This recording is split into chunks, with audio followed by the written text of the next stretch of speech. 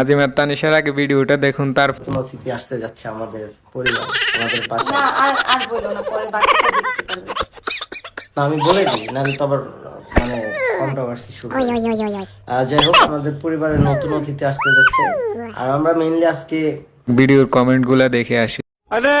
একজন লেখছে, তোগো বিয়ে হলো 2 দিন হলো, এর মধ্যে অতিথি কেমনে হয়।